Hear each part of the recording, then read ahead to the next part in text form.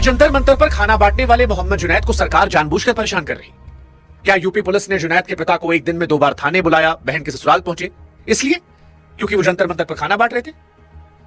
क्या जिन लोगों को जुनैद हफ्तों तक खाना खिला रहे थे, जिन्हें जूस पिलाने की वीडियोस वायरल हो रहे थे, उन लोगों ने सबसे मुश्किल वक्त में जुनैद का साथ छोड़ दिया? और एक सवाल और जो देश के कई आम लोगों के मन में आ रहा है कि एक छोटी सी मोबाइल रिपेयर की दुकान चलाने वाला आदमी हफ्तों तक हजारों लोगों को रोज खाना कैसे खिलाता है? उसके पास इतना पैसा कहां से आता है? क्या यही वो वजह है जिस वजह से जुनैद धरना खत्म होने के बाद अब पुलिस शासन प्रशासन के निशाने पर है? देखिए, जंतर मंतर पर प्रोटेस्ट खत्म हो चुका है, धर्मेंद्र प्रधान का इस्तीफा हो गया और 2 तस्वीरें आ रही हैं। जो लोग मंच पर बैठे थे, आज वो अपनी जीत का जश्न मना रहे हैं, नाच रहे हैं, गा रहे हैं, प्रधानमंत्री का उपहास कर रहे हैं। Hello friends, Modi ji.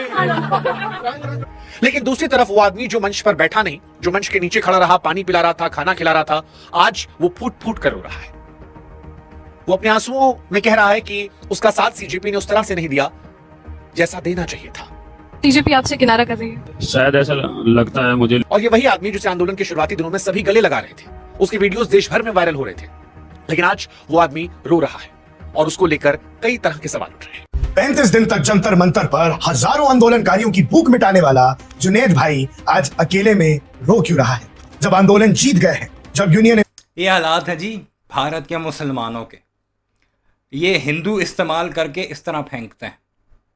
मोहम्मद जुनैद जिसके बारे में कॉकरोच जनता पार्टी का दिपके ये कहता था कि हमारा ये जो आंदोलन है, ये जो प्रोटेस्ट है, ये इसलिए कामयाब हुआ है कि इसमें हमारे पास मोहम्मद जुनैद है। और आज मोहम्मद जुनैद रोता फिर रहा है कि तुम लोग तो जीत कर चले गए, एजुकेशन मिनिस्टर का इस्तीफ़ा भी आ गया, तुम लोगों ने प्रोटेस्ट को वाइंड अप भी कर दिया, लेकिन मैं जो तुम लोगों की खिदमत करता रहा, मेरे साथ ये कर रहे हैं कि 2-2, 3-3 दफ़ा रात को मेरे घर पर छापे पड़ते हैं, मेरे बाप को बुलाकर घसीटा जाता है, मेरी बहन जो शादीशुदा है उसके घर में जाकर वहाँ पर छापे मारे जाते हैं, और मुझे ये कहा जा रहा है कि फ़ंडिंग कहाँ से आई तुम्हारे पास। यानी अब फंसाया जा रहा है मोहम्मद जुनैद को कि तुम्हारी एक रिपेयरिंग की दुकान है, तुम पैसा कहाँ से लाए इन्हें खिलाने के लिए। हालांकि प्रोटेस्ट के दौरान ख़ुद वो कहता नज़र आया कि शुरू वाले दिन में मेरी जो जमा पूंजी थी उससे मैंने कुछ देगें लाकर इन लोगों को खिलाना शुरू किया, फिर लोग जुड़ते रहे और मुझे लाकर देते रहे और मैं बांटता रहा। प्रोटेस्ट के दौरान ही वो सारा कुछ पहले ही बता चुका है, लेकिन अब क्योंकि वो उसके साथ नाम के साथ मोहम्मद आता है, जुनैद है, दाढ़ी है, सर पर टोपी रखता है, शलवार कमीज़ पहनता है, तो वो लोग जो मोदी को गालियां देते रहे, उसकी माँ बहन एक करते रहे, अभी तक गालियां दे रहे हैं, पुलिस वालों को कूटते रहे जमकर, चूँकि उनके नाम के साथ राम, बरहमन और पता नहीं यादव वगैरह आता था, तो इसलिए वो छूट गए और मोहम्मद जुनैद की आ गई फेंटी। मोहम्मद जुनैद अब फूट फूट कर इंटरव्यूज़ में रो रहा है कि मेरा साथ देने वाला कोई भी नहीं है। ये हालात हैं भारत के बसने वाले मुसलमानों के।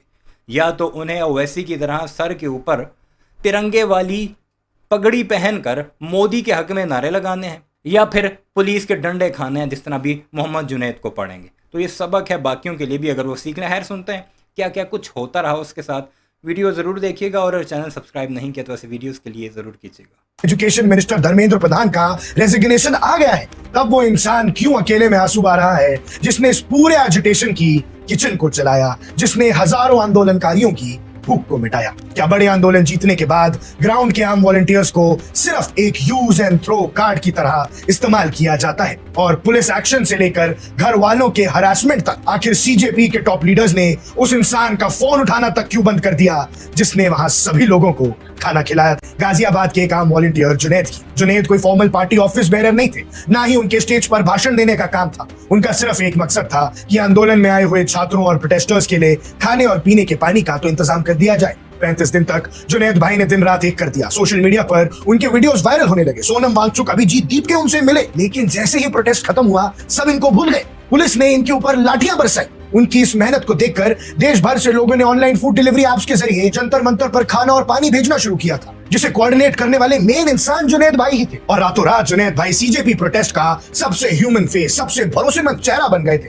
लेकिन दर्शकों, जैसे जैसे प्रोटेस्ट बड़ा हुआ और जुनैद का चेहरा वायरल हुआ, उनकी जिंदगी में मुश्किलें शुरू हो गई। जुनैद ने आलेख किया है कि उन्हें और उनके परिवार को इस वॉलंटियर वर्क की भारी कीमत चुकानी पड़ी है। तरफ सरकार से सवाल है कि क्या जानबूझकर जुनैद को टारगेट किया जा रहा है? क्योंकि लोग कह रहे हैं कि कन्हैया उमर खालिद के साथ जो हुआ था वही जुनैद के साथ हो रहा है। अभिजीत, सौरभ ये सब बच गए, जश्न मना रहे हैं, नाच गा रहे हैं, लेकिन जुनैद को टारगेट किया जा रहा है मुसलमान होने की वजह से। दूसरी तरफ सवाल सीजेपी से भी कि जिस आदमी ने आपको जूस पिलाया, खाना खिलाया, क्या मुश्किल वक्त में आपने उसका साथ छोड़ दिया? क्योंकि ये बात हम नहीं कह रहे, ये बात जुनैद कह रहा है। और तीसरा सवाल जुनैद से कि एक छोटी सी मोबाइल दुकान चलाने वाला इंसान इतना पैसा कहां से पाता है? अब सवाल है जुनैद पर आरोप क्या है।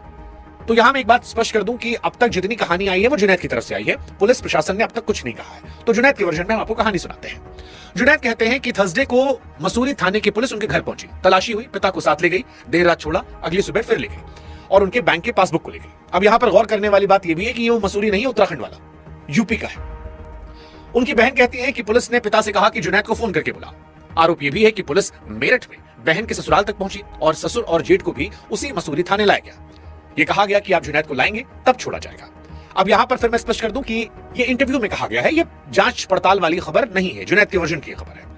उनका परिवार कहता है कि पुलिस उनके बैंक खातों की तलाश कर रही थी, ये देखने के लिए कि जुनैद के पास इतने पैसे कहां से आए। पुलिस के मन में शक था कि जो आदमी एक मोबाइल रिपेयर की छोटी सी दुकान चला रहा है, वो इतने सारे लोगों को खाना कहां से खिला। जुनैद और उनके परिवार के मुताबिक यूपी पुलिस उनके गाजियाबाद वाले घर पहुंची, वहां एक सर्च ऑपरेशन चलाया और उनके पिताजी मुस्तफा को अपने साथ ले गए। पासबुक, पैन कार्ड जैसे जरूरी डॉक्यूमेंट्स को कॉन्फिस्केट कर लिया गया। सिस्टर का आरोप था कि पुलिस उनके फादर पर दबाव बना रही थी ताकि वो जुनैद को दिल्ली से वापस बुला ले। यहाँ तक कि मीरठ के रिश्तेदारों पर भी प्रेशर डालने का दावा सामने आया है, जिसे हालांकि मीरठ पुलिस ने तो इनकार कर दिया है और कहा है कि उनके पास ऐसा कोई रिकॉर्ड नहीं है। लेकिन फिर भी एक आम लड़का जो सिर्फ स्टूडेंट प्रोटेस्टर्स को खाना खिला रहा था, उस पर हर तरफ से दबाव बनाया जा रहा था। जुनैद ने यहां तक दावा किया कि विक्ट्री के बाद उन्हें डिटेन किया गया और इंटेरोगेशन के बाद मसूरी तक छोड़ दिया गया। पर इन सब के बावजूद जुनैद ग्राउंड पर टिके रहे। जी हाँ दर्शकों, जुनैद का यह भी कहना है कि उनकी आंखों पर पट्टी बांध के उनसे पूछताछ की गई कि भैया तू ये खाने के पैसे ला कहां से रहा है, लेकिन वो तो अपनी मेहनत से जोड़ के खाना खिला रहा था लोगों को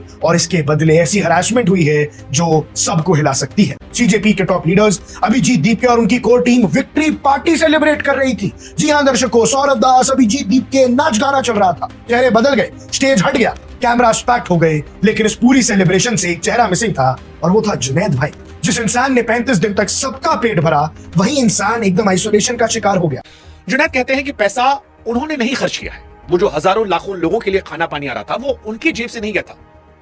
बहुत सारे लोग जिन्हें वो जानते नहीं थे, वो देश के अलग अलग कोने से बैठकर ऑनलाइन ऑर्डर कर रहे थे। जुनैद कहते हैं कि मैं पैसा नहीं दे रहा था, मैं इंतजाम देख रहा था। अब इंतजाम तो आप चेक कर सकते हैं क्योंकि ऑनलाइन ऑर्डर का रिकॉर्ड होता है।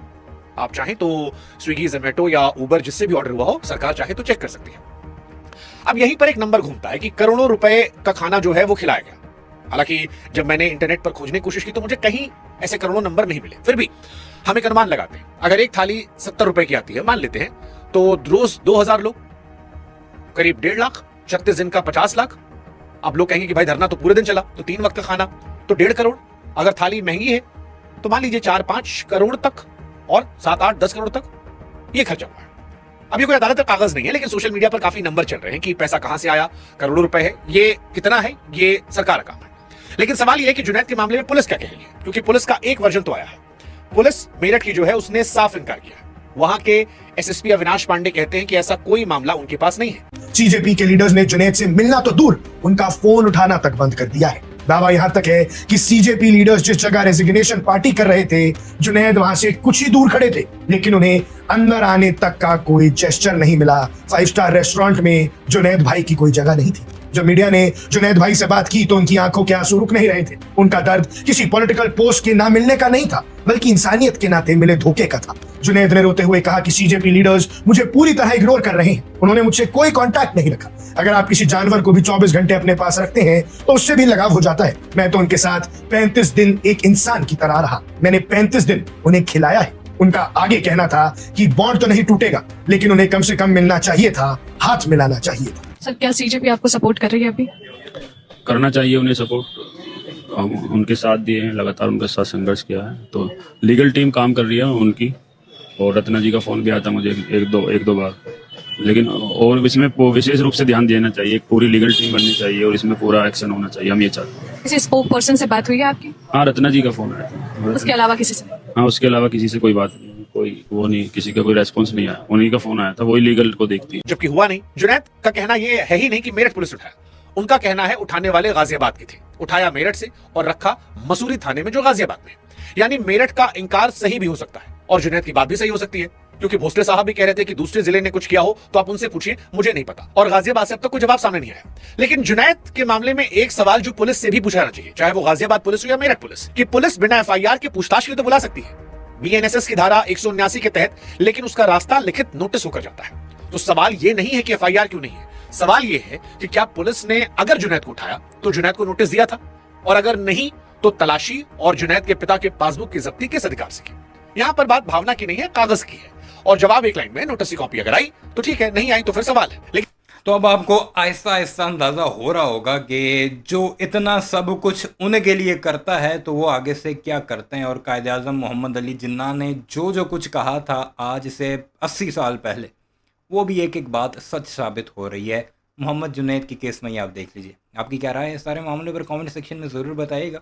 चैनल को सब्सक्राइब नहीं किया तो ऐसे वीडियोज़ के लिए उसे भी ज़रूर सब्सक्राइब कीजिएगा।